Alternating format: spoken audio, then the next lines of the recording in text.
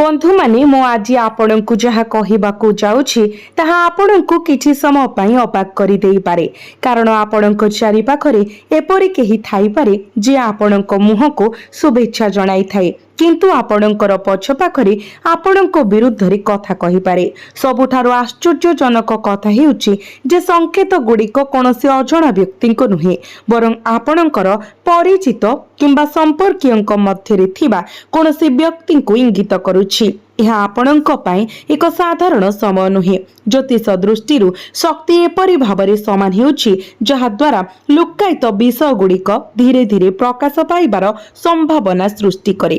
तेणु आज ध्यान दे शुणन्तु कारण निकट भविष्यत कहार गोटे वाक्य आपणको सेमानंकर प्रकृत स्वभाव विषय प्रथम सूचना देई पारे। आपण हुएत वर्तमान अनुभव करुथिबा जे केही आपणकर सफलता आपणकर बढ़ुथिबा सम्मान किंबा आपणकर परिवार मध्यरे आपणकर प्रभाव को विरक्त करुछि। आपणक मुहरे से माने चिंतार छलना करि पारंती आपणकर प्रशंसा करि पारंती एवं आपणकर खुशी रे जोग देई पारंती किंतु अंतर्निहित भावरे से माने निरंतर तुलना करुछंती। एठारे प्रकृत रहस्य अछि। संकेत गुड़िक सूचाई दे जे आपणक विषय कथावार्ता बंद द्वार पछरे फोन माध्यम किंबा एक छोट परिवार वृत्त मध्यरे होई पारे। मने रखंतु एही व्यक्ति खोला शत्रु नुहे। प्रायतः सबुठारु विपदजनक व्यक्ति हेउछि जहांक सह आमे आमर व्यक्तिगत विषय गुड़िको शेयर करिबा पई यथेष्ट विश्वास करू किंतु यार एक गभीर स्तर अछि।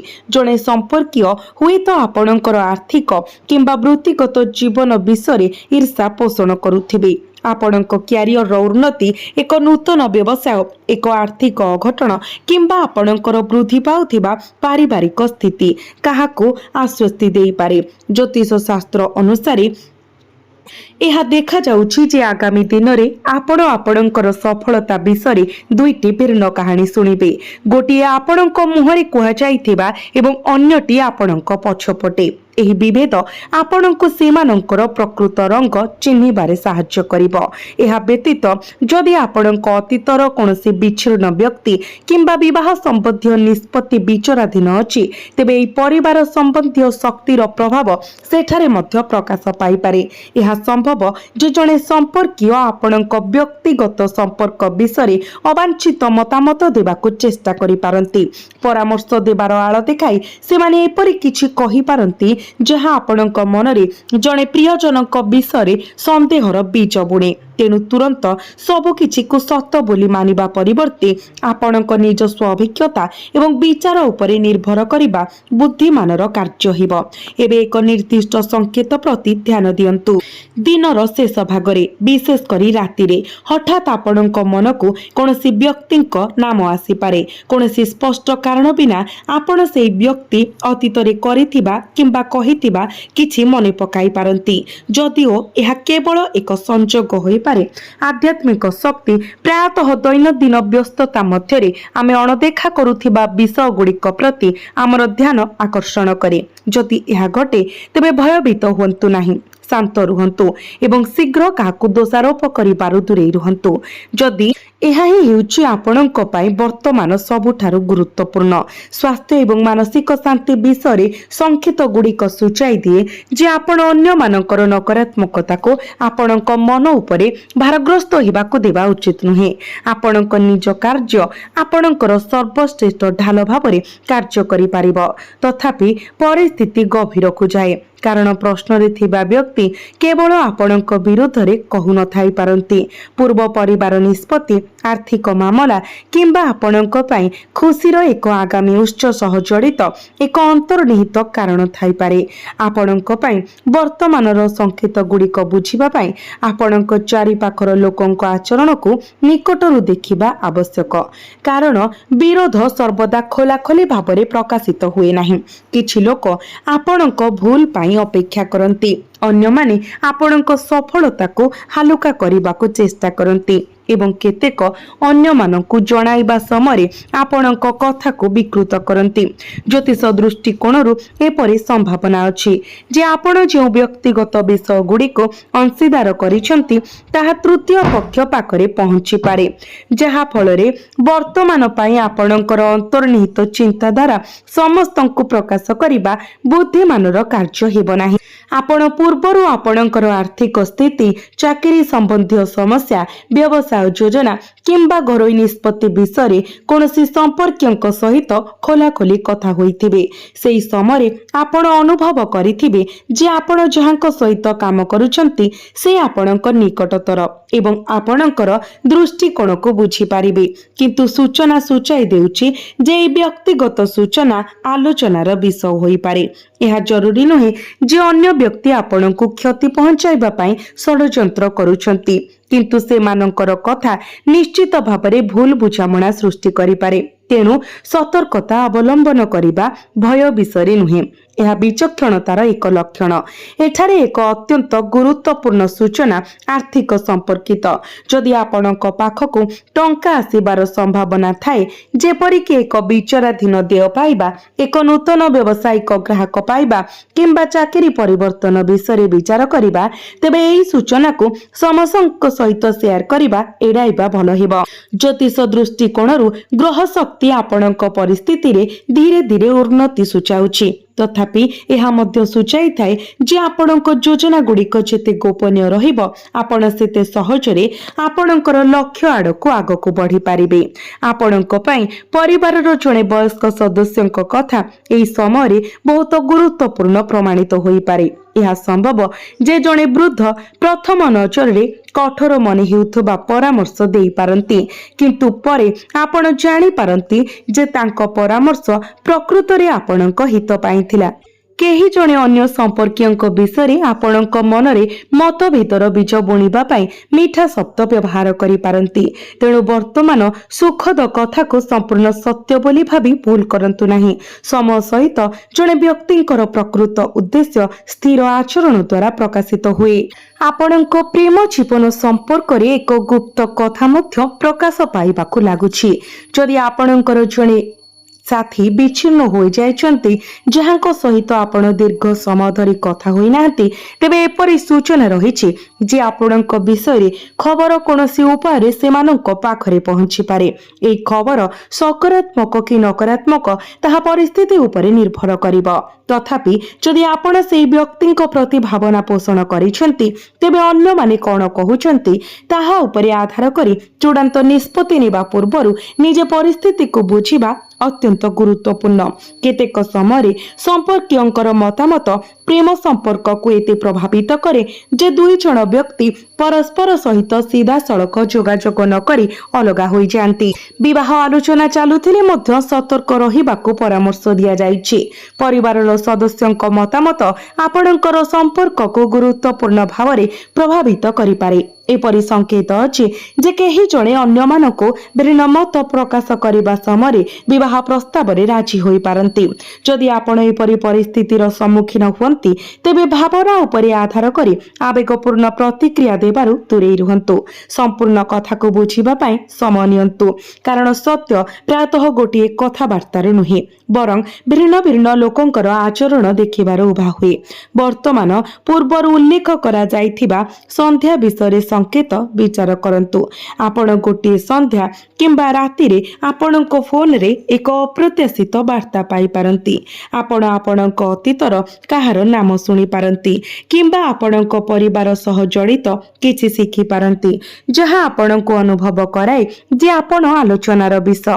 ଯଦି ଏହାକୁ ଏକ ନିଶ୍ଚିତ ଭବିଷ୍ୟବାଣୀ ଭାବରେ ଗ୍ରହଣ କରାଯିବା ଉଚିତ ନୁହେଁ। ଯଦି ଏପରି ଏକ ସଂକେତ ଦେଖାଯାଏ, ତେବେ ଏହାକୁ ଶାନ୍ତ ମନରେ ପାଳନ କରନ୍ତୁ। କ୍ରୋଧରେ ପ୍ରତିକ୍ରିୟା କରିବା ପରିବର୍ତ୍ତେ ପ୍ରଥମେ ବିଷୟଟିକୁ ସମ୍ପୂର୍ଣ୍ଣ ଭାବରେ ବୁଝିବା ଆପଣଙ୍କ ପାଇଁ ଅଧିକ ଲାଭଦାୟକ ହେବ। ଏହା ବ୍ୟତୀତ ଯଦି ଆପଣ ବର୍ତ୍ତମାନ ଅନୁଭବ କରିଛନ୍ତି ଯେ କେହି ଆପଣଙ୍କୁ ନିରୀକ୍ଷଣ କରୁଛନ୍ତି, ଆପଣଙ୍କ କଥାରେ ଅତ୍ୟଧିକ ଧ୍ୟାନ ଦେଉଛନ୍ତି किंबा आपणक छोट छोट सफलता उपरे अस्वाभाविक प्रतिक्रिया देउछंती तेबे एहाकू अणदेखा करंतु नाही। जदिओ निश्चित भावरे प्रमाण बिना काहाकू संदेह करिबा ठीक नुहे। आध्यात्मिक दृष्टिकोणरू कार्यर सर्वोत्तम पंथा हेउची आपणकर कथा कार्य एवं निष्पत्ति को पवित्र रखिबा। आपणक विरुद्ध रे कहुथिबा जे कोनोसी व्यक्तिंक कथा समय सहित निज उपरे निजर प्रभाव हराई पारे, कारण मिछ को अनिश्चित काल पाई बजाय रखिबा कष्टकर। आपणक पाई एपरि संभावना मध्य अछि जे अतीतर कर्मखाता एबे सक्रिय हेउछि। आपण अतीतरे काहा पाई किछि भल करिथिबे एवं प्रतिबदଳରେ सम्मान पाई नथिबे, किंबा हुए तो आपण कोनोसी संपर्कयक असुविधा समय तांको पाखरे ठिया होइथिबे।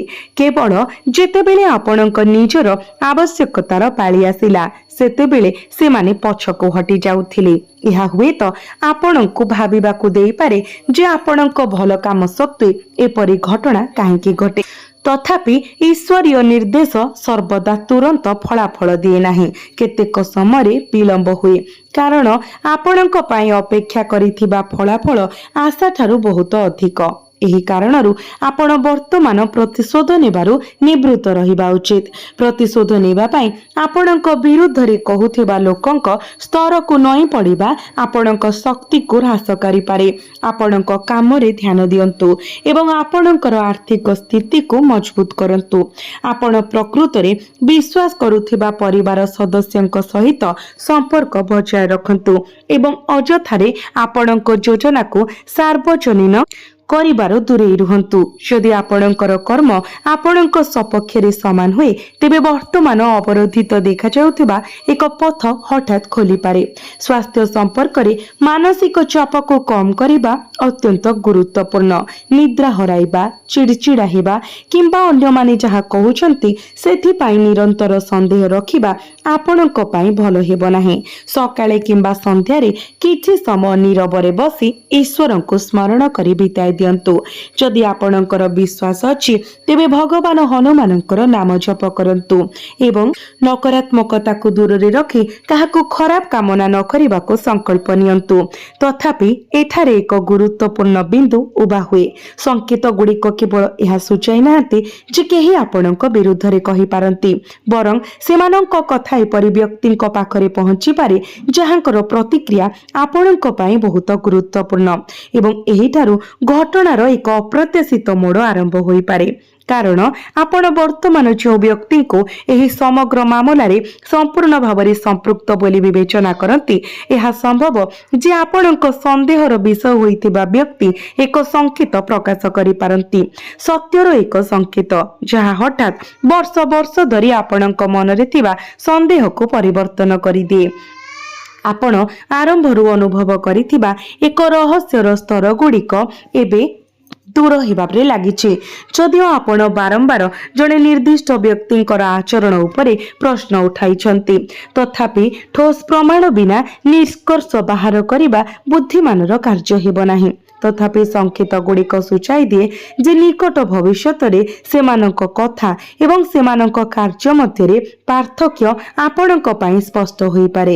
एक साधारण कथावार्ता, पारिवारिक आलोचना किंबा हठात कोनोसी प्रकाश आपणक आपणक विषय कोन कुहा जाइतिला एवं एहा पछरे कोन उद्देश्य थिला ताहा बुझिबारे सहाय्य करि पारे। सबुठारु गुरुत्वपूर्ण कथा हेउची आपणक एई परिस्थिति को क्रोध करिबा परिवर्ते बुद्धिमान भावरे परिचालना करिबाको पड़िबो। जदिओ कोनोसी संपर्कीय आपणक विरुद्ध रे कहिसंती, तथापि प्रतिशोध नेबा आपणक पाई लाभदायक हेबो नाही। वर्तमान आपणकर प्रकृत शक्ति आपणक नीरवता, आपणक संचमता एवं आपणक कार्य रे रहिछि। जेतेबेले जणे व्यक्ति भूल न करी तांको पथरे आगको बढ़ंती, समय निजे तांको सपक्षरे सबुठारु शक्तिशाली साक्षी होई पारे। तो आपण मानक पाई आर्थिक एवं आपणकर क्यारियर संपर्क रे मध्य सकारात्मक परिवर्तन हेबार संभावना अछि, जेपरिक दीर्घ प्रतीक्षित देय पाइबा, अटकी रहितिबा प्रकल्पर फलाफल देखिबा किंबा कार्य रे नूतन दायित्व ग्रहण करिबा। केही जणे अन्य संपर्कयंक विषय आपणक मनरे मतभेदर बीज बुणिबा पाई मिठा शब्द व्यवहार करि पारंती, तेणु वर्तमान सुखद कथा को संपूर्ण सत्य बोली भावी भूल करंतु नहीं। समय सहित जड़े व्यक्तिंकर प्रकृत उद्देश्य स्थिर आचरण द्वारा प्रकाशित हुए। आपणकर प्रेम जीवन संपर्क रे एक गुप्त कथा मध्य प्रकाश पाइबाकु जाउछि। जदि आपणकर जड़े विच्छिन्न साथी अछंती जहांक सहित आपण दीर्घ समय धरी कथा होई नांती, तेबे एपरि सूचना रहिछि जे आपणक विषय खबर कोनोसी उपाय सेमानक पाखरे पहुंची पारे। आपणकर व्यक्तिगत विषय गुड़िक चिंताशील भावरे अन्य को शेयर करंतु एवं अन्य मानकर नकारात्मकता को आपणक भितरे मूल धरिबाकु दियंतु नाही। शेष निष्पत्ति एवं प्रकृत फलाफल आपणक कार्य परिस्थिति एवं ईश्वरक इच्छा उपरे निर्भर करे। हुएत सबुठारु गुरुत्वपूर्ण संकेत हेउछि जे आगामी समय आपण एक बढ़ुतिबा आभ्यंतरीण शक्ति अनुभव करिवे, जहा जणे संपर्कियंक आचरण रे जे कोनोसी परिवर्तन को पछरे पकाई थाए। जो जिनिसटी आपणको थरे दुर्बल अनुभव कराइथिला ताहा आपणक शक्तिर उत्स होई पारे। जो संपर्क थरे आपणको लुह आनिथिला ताहा आपणको निजर मूल्य अनुभव करिबारे सहाय्य करि पारे। एवं जेतेबेले आपण अनुभव कले जे विश्व आपणक विरुद्धरे अछि, सेई मुहूर्त सत्य प्रकाश करि पारे जे समस्तंकर सहचर्य जरूरी नहे।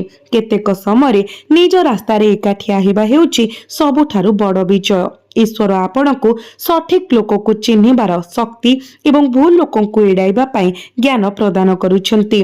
आपणकर कार्य आपण को एपरि एक पथरे नहीं जाउछि जेउठारे आपणकर कठिन परिश्रम एवं मर्यादा अक्षुण्ण रहिबो एवं आपणक परिवार को मध्य सुख मिलिबो। एही मुहूर्त एवं यह आनिथिबा सूचना एक अविश्वसनीय प्रतिकार प्रमाणित हेब। पृथ्वी रे कोनोसी नकारात्मक शक्ति, गुप्त प्रतिबंधक किंबा क्षतिकारक ग्रह प्रभाव एही दिव्य प्रभाव को रोकिबा पाई यथेष्ट शक्तिशाली नुहे।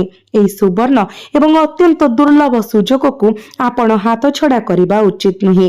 एहाको आपण उभय हाथ एवं अत्यंत भक्ति सहित ग्रहण करंतु। जदि एही मुहूर्त चली जाए तेबे आपण जेते प्रयास करंतु ना काहेकि किंबा जेते पूजार्चना करंतु ना काहेकि एपरि एक स्वर्गीय संयोजना केबे फेरिबो नाही। एही महायोग त्रिमूर्ति ब्रह्मा विष्णु एवं महेश्वरंकर मिलित कृपा माध्यमरे प्रकाशित होईछि एवं एहा विगत वर्ष गुड़िकर गभीर अंधकार, हताशा एवं अवसाद को तुरंत दूर करिबो। सूर्यंकर उज्ज्वल आलोकरे आपणकर जीवन को आलोकित करिबो। आपणकर जीवन उपरे समस्त ग्रहंकर प्रतिकूल दृष्टिर जुग एबे शेष हेबाकु जाउछि। तेणु आपण निजर कर्म उपरे लक्ष्य स्थिर करंतु एवं अन्य कथा को गुरुत्व न दे निजर कार्य उपरे गुरुत्व दियंतु एवं आगको बढ़ी